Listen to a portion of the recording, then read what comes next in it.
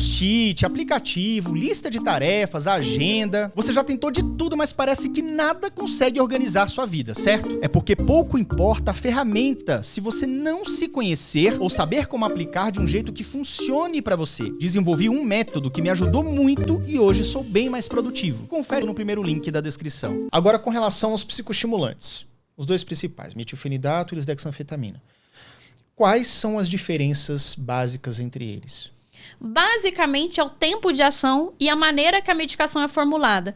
Então, o metilfenidato, a gente tem 3 formulações. Eu vou falar os nomes mais comuns, gente. Nem eu, nem o Yuri, a gente não tem nenhum vínculo com a indústria farmacêutica, né? Nem o Yuri no canal dele, nem eu como médico. Então, a gente pode falar sobre nomes de maneira livre, né? Então, o metilfenidato, a gente tem a Ritalina de liberação imediata, que é de 10 miligramas, que é a Ritalina que a gente passa muito para criança, que vai ficar ali na escola 4, 5 horinhas, porque é uma medicação que tem um pico em 1 hora e acaba o efeito em 4 horas. Então, se você me fala assim, Ju, eu trabalho de 8 da manhã às 8 da noite. A Ritalina de liberação imediata de 10 miligramas não serve para você, Yuri. Porque meio-dia você vai sentir um down da Ritalina e à tarde você vai ficar com mais preguiça do que se não tivesse tomado a medicação. Com mais, por conta do efeito rebote. Por conta do efeito rebote. Aí a gente tem a Ritalina LA. A Ritalina LA, ela tem uns grânulos de liberação que ela libera metade da medicação na primeira hora e a outra metade depois de 4 horas. Então, a Ritalina LA é quase como se a pessoa tomasse uma Ritalina às 8 e uma Ritalina ao meio-dia. Porque ela tem 2 picos. Entendi. Não serve também para pessoas que têm essa sensação de perder o efeito, que a gente estava conversando aqui no intervalo. Sim. A pessoa que sente assim, nossa, parece que agora não tem vontade de fazer nada. Tem gente que fala até que é uma deprê. Que fica prostrado. Prostração, fica assim, dá até uma tristeza. Até quem gosta de ver um filme, uma novela, sei lá, no final do dia, nem isso você quer fazer. Você tá morto. Então, a Ritalina LA tem esses 2 picos. Aí tem 20, 30, depende da miligramagem. Já o Concerta, que também é uma metilfenidato de longa duração, ele tem uma cápsula, a tecnologia é muito legal do Concerta, que ele tem um furo feito a laser, que a água, né, do nosso intestino vai entrando nesse furo feito a laser e vai liberando a medicação aos poucos. Ou seja, você toma o Concerta, 22% é liberado de maneira imediata, já começa a fazer efeito. Mas esse efeito não é aquela curva da Ritalina. Aquele efeito ele é mantido do Concerta. Então a liberação ela é tipo contínua. Contínua, exato. E dura 12 horas. Né? Então, a pessoa não tem aquele efeito de 2 picos. É uma medicação que é muito indicada para quem tem ali, ou trabalha de manhã até o final da tarde, ou criança que estuda de manhã, mas à tarde dá muito trabalho para fazer tarefa. Então, ou à tarde tem muito problema de comportamento. Então, a gente usa essa liberação contínua e ela é mais controlada que a Ritalina LA, porque ela não tem esses 2 picos. E o Venvance, que é a lisdexanfetamina, é um profármaco, ou seja, ela precisa ser metabolizada para ela ter ação. E é por isso que ela é segura em relação a uso abusivo, né, no TDAH, não nas pessoas que não têm TDAH. E por isso que ela não é igual a cocaína, porque ela tem essa... É uína, gente, não é isso que vocês estão pensando. Não tem nada a ver, exatamente. É um tipo de cocaína, os caras ficam doidos já. Não tem nada a ver. Porque o Venvance, assim, ele não funciona na fórmula que ele vem. Ele precisa passar pelo fígado para ele se transformar na substância que de fato funciona. Então demora um tempo. E é uma medicação que tem esse efeito parecido com o Concerta. Ele tem um efeito contínuo em 12 horas. Então não dá aquele high. Não tem aquele pico da droga. A pessoa não sente assim, nossa, bateu.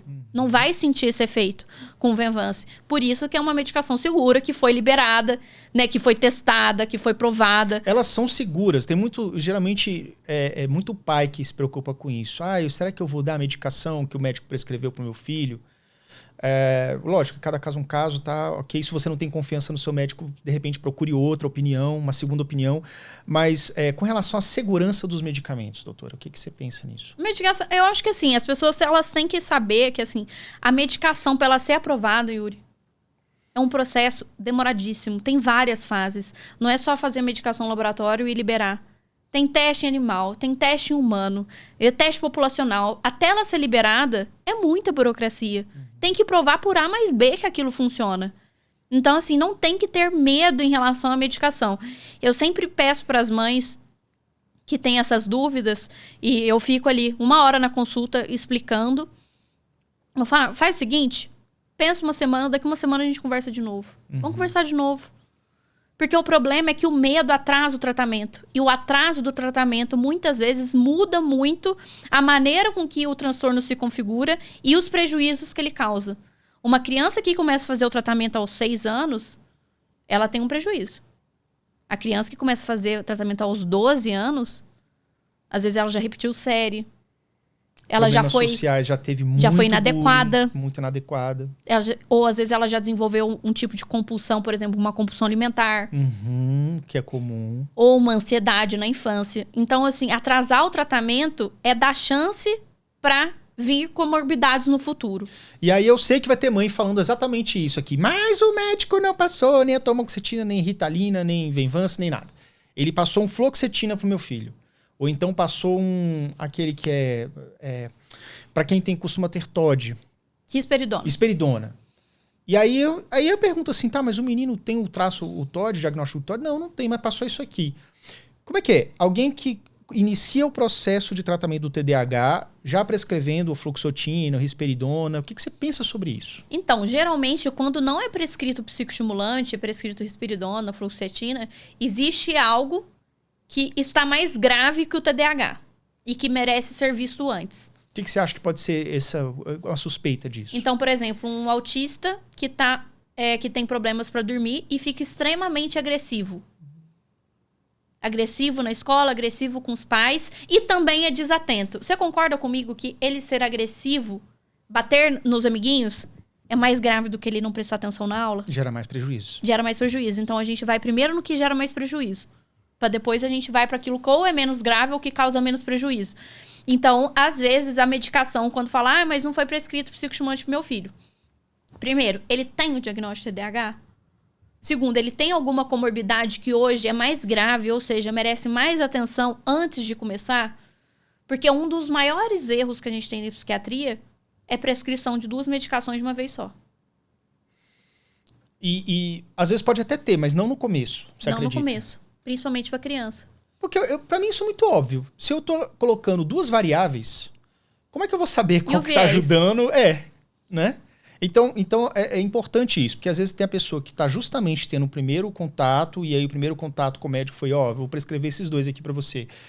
Talvez a pessoa possa rever isso, talvez buscar uma segunda opinião, né? Sim. Sem desmerecer o trabalho do profissional, obviamente, né? Sim, mas eu acho que eu muitas vezes venho pacientes pra pedir segunda opinião. Eu falo, Ju, vou continuar lá com o doutor fulano, eu vim só pra saber mesmo, eu te vi no Instagram, queria ter a sua opinião sobre. Não tem problema nenhum pedir a segunda opinião pra pessoa se sentir mais segura.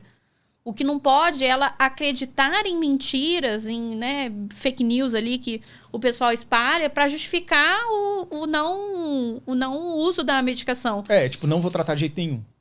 E aí eu comparo assim, se o filho tivesse com diabetes, você deixaria de medicar seu filho? Se caso fosse necessário? Exatamente. Se o filho tivesse câncer, você ia falar, não, quimioterapia não, porque a quimioterapia tem efeitos adversos. Tem. E muito. Então, assim, atrasar o tratamento, muitas vezes é por conta de ignorância, por conta da pessoa ignorar aquele assunto. Né? Isso é um ótimo argumento. Sim.